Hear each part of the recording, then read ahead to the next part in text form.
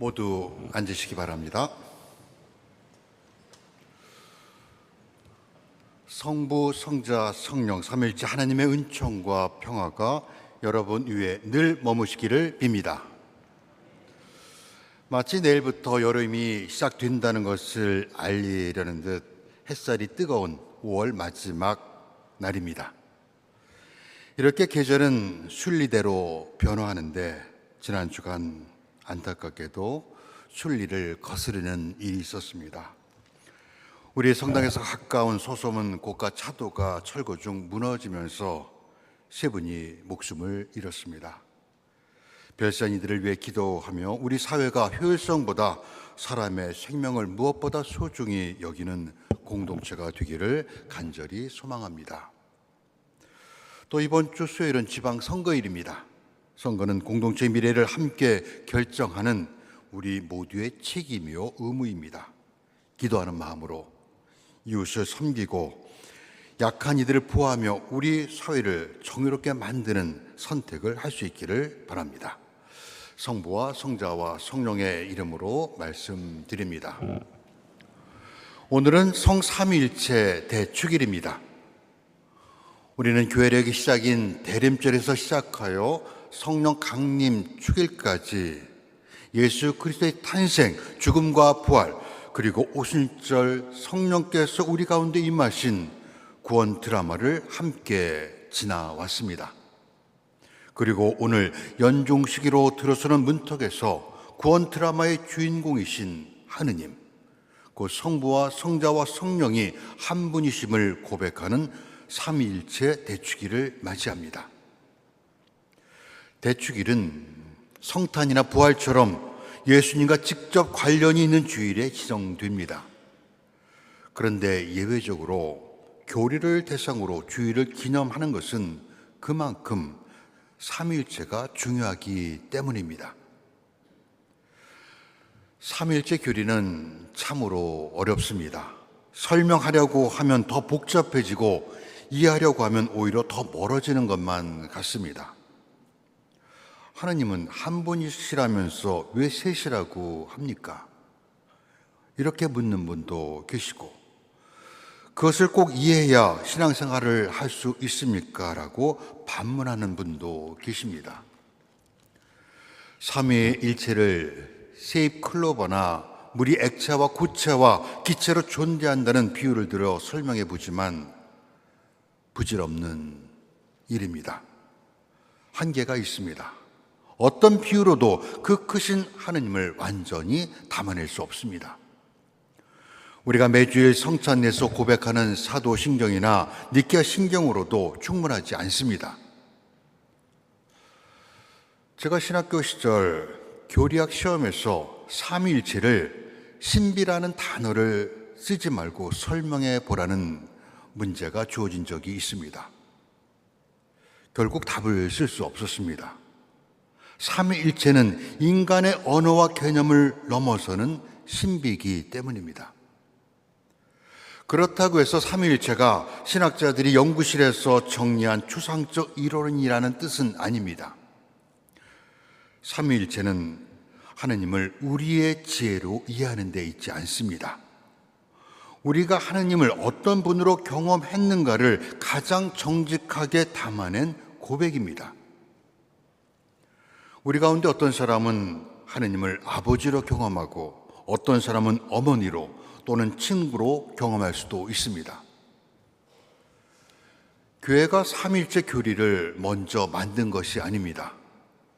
초기교회 신자들이 자신들이 만난 하느님을 설명하다가 삼위일체라는 고백에 이르게 된 것입니다. 우리도 살아가면서 그런 경험을 하게 됩니다. 누군가를 깊이 사랑하게 되거나 오래된 상처가 용서라는 한마디에 녹아내리던 그 순간, 첫 아이를 품에안은 부모의 마음, 사랑하는 사람을 잃고 흐르는 눈물은 말로 설명하는 것보다 훨씬 더 깊은 곳에 다 있습니다. 삼위일체도 그렇습니다. 우리 하나님 경험도 그렇게 찾아옵니다. 삼위일체는 하느님의 구원 역사를 온몸으로 겪어낸 신앙 공동체의 경험에서 나온 고백입니다. 오늘 일독서 창세기는 우주 만물이 하느님이 선하신 뜻 안에서 시작되었음을 보여주는 대서사시입니다. 우리는 세상을 창조할 때마다 매 순간 참 좋았다고 감탄하시는 사랑 가득한 성부 하느님을 만나게 됩니다. 여기서 하느님께서 인간을 창조하시며 우리를 닮은 사람을 만들자라고 복수형으로 자신을 가리킨 것은 우연이 아닙니다. 이는 요한복음 1장 한점 천지가 창조되기 전부터 말씀이 계셨다. 그 말씀이 사람이 되셨는데 우리는 그분의 영광을 외아들에게서 보았다는 말씀과 이어지면서 하느님은 영원부터 성자와 함께 계셨다는 것을 드러냅니다. 성령은 창조 이전 어둠이 깊은 무리에 휘둘고 있던 하느님의 기운이었습니다. 이렇듯 창조 이야기에는 만물을 지으신 성부, 말씀이신 성자, 무리를 감도는 성령의 숨결, 이 세 위격이 함께 하셨습니다. 이 세 가지 차원의 하느님 경험을 한 분 하느님으로 총칭해 부르는 이름이 바로 삼위일체 하느님입니다. 오늘 복음의 제자들은 갈릴리아 산 위에서 부활하신 예수님을 통해 삼위일체 하느님을 만나게 됩니다. 저희들은 부활하신 예수님을 보고 엎드려 경배했습니다. 그런데 마태복음은 그러나 의심하는 사람들도 있었다고 덧붙이고 있습니다. 이 말은 제자들의 연약한 믿음에 대한 고발이 아닙니다. 헬라 원문에서 의심이라는 단어는 완전한 불신이 아니라 동시에 두 곳에 발을 딛고 있는 상태를 말합니다. 제자들은 예수님을 경배하면서도 마음 한쪽에 의심을 숨겨두고 있었습니다. 우리 또한 그렇습니다. 하느님을 믿지만 때로는 흔들립니다. 기도하면서도 의심합니다. 부활을 믿으면서도 죽음 앞에서 두려워합니다. 이렇게 신앙은 모든 의문이 사라진 상태가 아닙니다. 예수님께서는 그런 제자들을 꾸짖지 않았습니다. 오히려 믿음이 흔들리는 제자들에게 가서 이 세상 모든 사람들을 내 제자로 삼으라는 지상 최대의 사명을 맡기셨습니다. 우리가 완전해서가 아닙니다. 그것은 앞서 나는 하늘과 땅의 모든 권한을 받았다라고 선언하신 예수님의 권위에 힘입은 것입니다. 그것은 또한 너희는 아버지와 아들과 성령의 이름으로 세례를 주고 내가 너에게 명한 모든 것을 가르쳐 지키게 하여라 말씀하신 성부, 성자, 성령에서 나온 권위입니다. 이는 세상 임금이 힘으로 백성 위에 군림하는 권위가 아닙니다. 오히려 힘없는 이들을 곁에 앉히시고 고통받는 이들을 불쌍히 여기시며 죄인을 용서하시는 사랑의 권위입니다. 초기 교회 신자들은 예수님 안에서 하나님의 현존을 보았습니다. 병든 이를 치유하시고 죄인을 용서하시는 예수님에게서 하나님이 사랑이시라는 것을 알게 되었습니다. 그 모든 것은 사랑이신 하나님에게서 나온 은총이었습니다. 하나님을 믿는 데는 작은 믿음만 있어도 충분합니다. 그러나 서로에게 마음을 열고 차이를 받아들이고 일치를 이루는 데는 훨씬 더 깊은 믿음과 더불어 하나님의 은총을 필요로 합니다. 은총은 값없이 주어진 선물입니다. 그러나 그리스도께는 값없는 것이 아니었습니다. 그분은 우리를 용서하기 위해 십자가라는 대가를 치르셨습니다. 그래서 사랑은 성부 하느님의 이름입니다. 우리를 만드시고 모든 것, 당신의 외아들까지 내어주신 그 사랑입니다. 친교는 성령 하느님의 또 다른 이름입니다. 서로 다른 가치와 생각을 하나로 잇는 힘입니다. 이 독서에서 사도 바울로는 갈등과 분열을 겪고 있던 고린토 신자들에게 뜻을 같이하여 평화롭게 사십시오. 거룩한 입맞춤으로 서로 인사하십시오. 그러면 사랑과 평화의 하나님께서 여러분과 함께하여 주실 것입니다라고 권면합니다. 우리는 이 말씀에서 숨결보다 더 가깝게 계시는 성령 하느님을 만나게 됩니다. 우리 안에서 일어나는 사랑과 평화는 성령의 활동입니다. 성부 하느님의 사랑은 예수님께서 떠나신 뒤에도 끝나지 않았습니다. 하느님은 성령으로 우리 가운데 다시 오셨습니다. 성부와 성자 사이에서 흘러넘치는 사랑, 그것이 성령입니다. 성령이 오시자 닫힌 마음의 문들이 열렸으며 두려움이 기쁨으로 바뀌었습니다. 초대교회 신자들은 이 경험 속에서 이스라엘을 부르시던 하느님, 예수님 안에서 만난 하느님, 지금 우리 안에 살아계신 하느님, 이 셋은 누구인가를 질문했습니다. 그리고 마침내 교회는 성부, 성자, 성령이 한 분 하느님이시라는 것을 고백하게 되었습니다. 이처럼 하느님 경험이 먼저였고 삼위일체는 그 뒤에 따라온 이름입니다.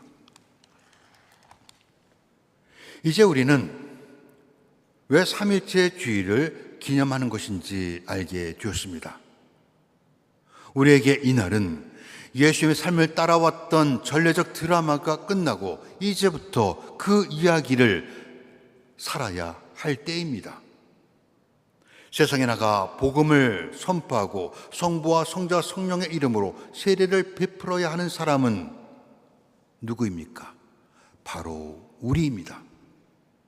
그러기 위해서 우리는 하나님께서 우리 삶 안에서 어떻게 살아 움직이시는지를 이해해야 합니다.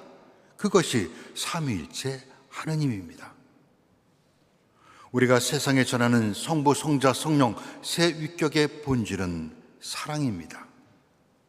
태양과 별들을 움직이는 하나님의 사랑은 예수 그리스도를 통해 자신을 내어주는 십자가 사랑으로 완성되었고 성령으로 우리와 영원토록 함께 계십니다.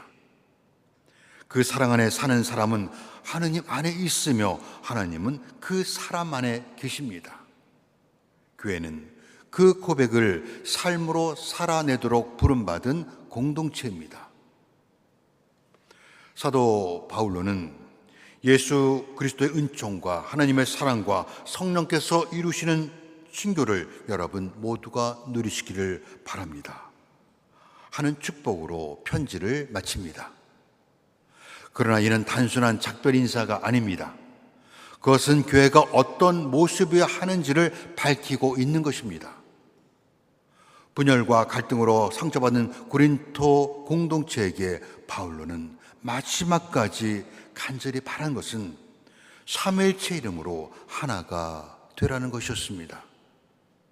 성부의 사랑 안에서 서로를 품으며 성자의 은총 안에서 서로를 이해하고 성령의 친교 안에서 다름을 넘어 하나가 되는 것, 그것이 삼위일체 하느님을 고백하는 공동체의 모습입니다. 고린토 교회 신자들처럼 우리도 완전하지 않습니다.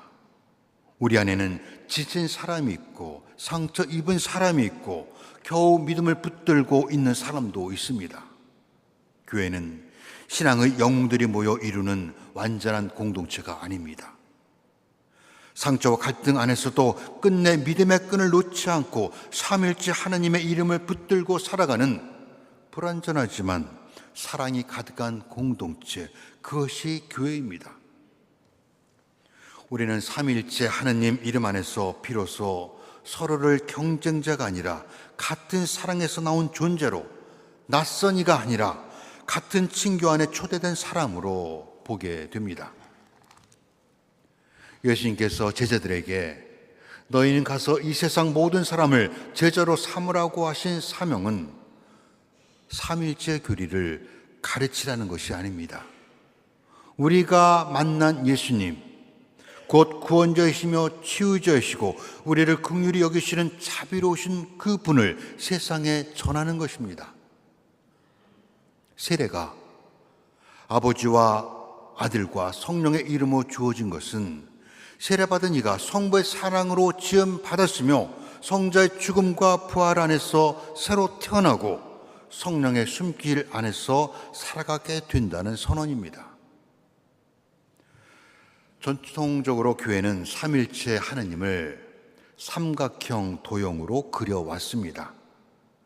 삼각형의 꼭대기에 성부 하느님이 위치하고 아래 좌우에는 성자 예수님과 성령이 자리했습니다.